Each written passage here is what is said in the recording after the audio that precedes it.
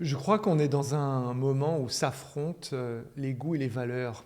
À défaut de trouver de meilleurs termes, c'est ceux sur lesquels j'ai arrêté ma réflexion actuelle. Elle est évolutive, mais la raison pour laquelle je dis cela, c'est que les goûts, nos goûts, mes goûts, sont tributaires de ma sensibilité, mes expériences, mes émotions, mon palais.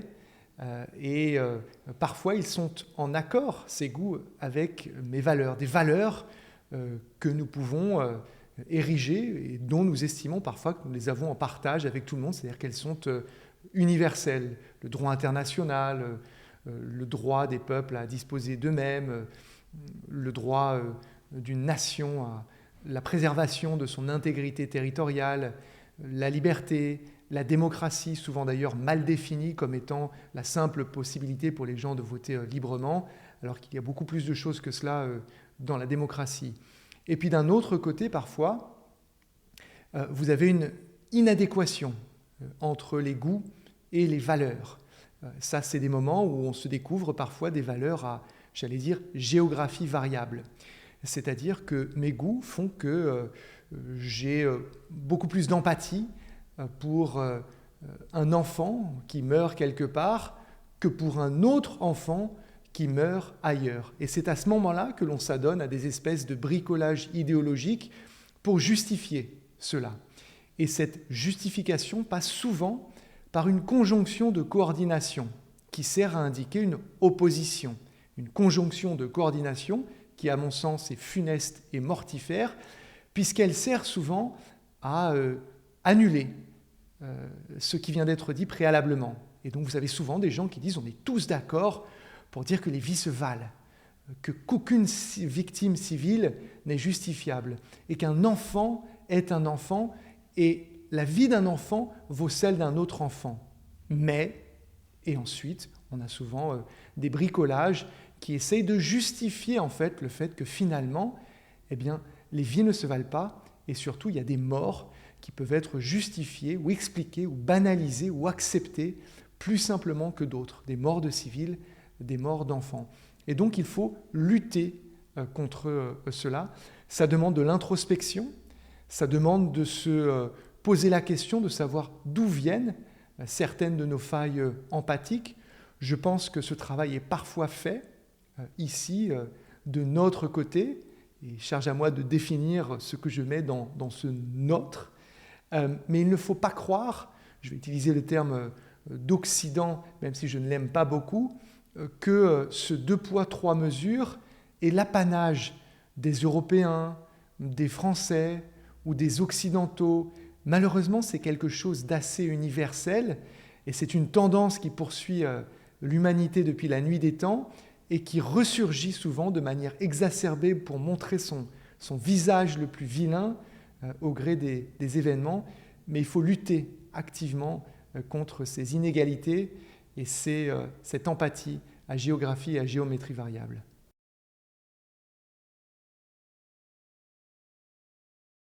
Je crois qu'en ce moment, nous, Européens de l'Ouest, nous sommes un peu comme une personne qui, dans une soirée zouk ou bachata ou coupé-décalé, ne sait pas danser.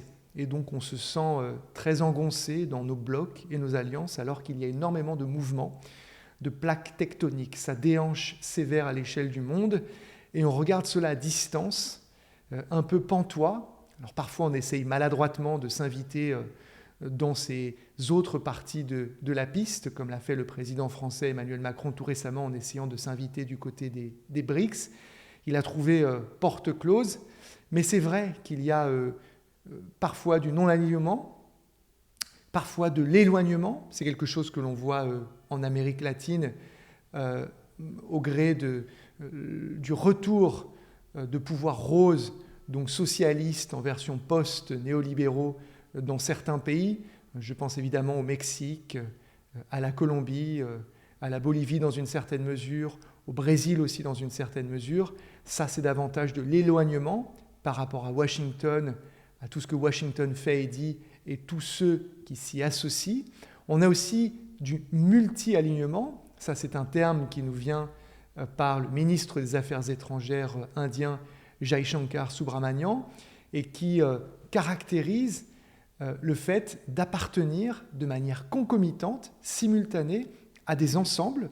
Je ne parle pas de blocs ou d'alliances, je parlerai plutôt d'archipels, des ensembles, parce qu'il y a quelque chose de très aquatique, de très fluide entre les éléments de ces archipels, qui ont des intérêts parfaitement antagoniques. Un exemple, l'Inde fait à la fois partie de l'organisation de Shanghai pour la coopération, dont le pilier central, comme son nom l'indique, est la Chine.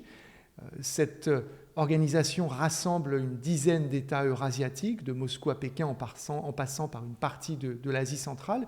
Et dans un même temps, l'Inde fait également partie de ce dialogue, entre guillemets, informel, qu'est le Quad, et que Joe Biden vient de réunir, là pour le coup de manière intime et très formelle, chez lui, dans sa ville natale de Wilmington, dans le Delaware, le Japon, l'Australie, l'Inde et donc les États-Unis, avec pour ambition, ça n'est pas explicitement dit dans le communiqué, mais c'est su et compris de tout le monde, de contenir la menace politique, économique et militaire chinoise. Et donc on a l'Inde qui, dans une certaine mesure, danse avec les deux pieds dans des camps parfaitement différents, et elle fait cela en même temps. Nous, de notre côté, qui sommes encore dans ces grands blocs, ces grandes alliances, l'OTAN, l'UE, etc., nous pouvons déplorer, constater, mais je ne crois pas que cette émotion fasse changer l'Inde d'avis. Et donc, nous devons nous poser la question de savoir comment réagir et surtout comment nous positionner par rapport à ces émergences. Quand on me pose la question de savoir si c'est l'émergence d'un monde multipolaire, d'un monde apolaire ou la fin d'un monde unipolaire, je dis simplement que je pense que nous sommes dans un moment quelque part crépusculaire, c'est-à-dire entre un monde qui tarde à naître, derrière celui un monde qui est effectivement mourant, et que c'est dans ce clair-obscur, comme le dit Antonio Gramsci, dans ce crépuscule que surgissent les monstres.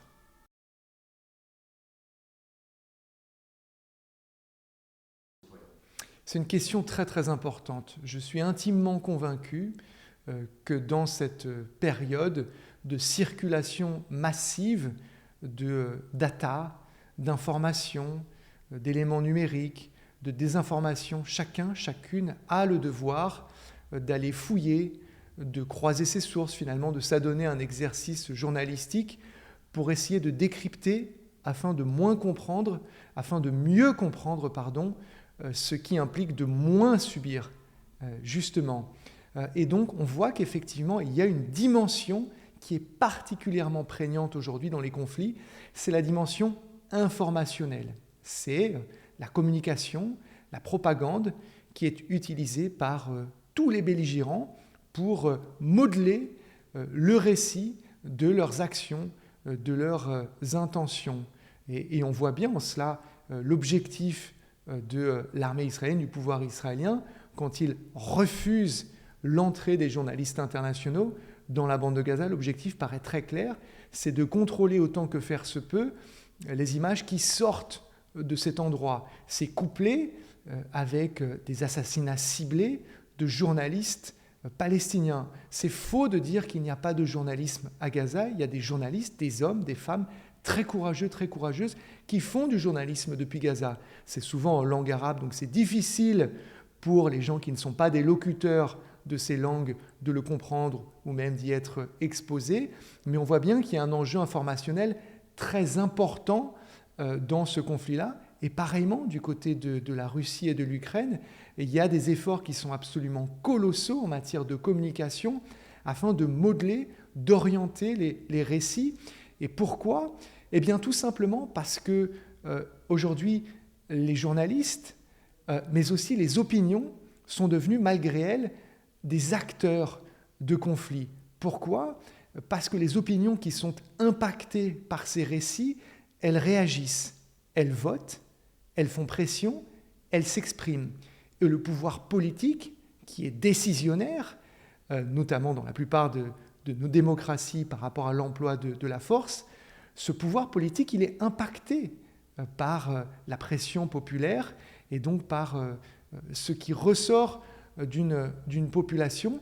Et c'est en cela que chaque individu a une responsabilité avant de s'exprimer, avant de partager, celle d'essayer de vérifier du mieux elle peut. C'est très difficile aujourd'hui, mais c'est absolument nécessaire.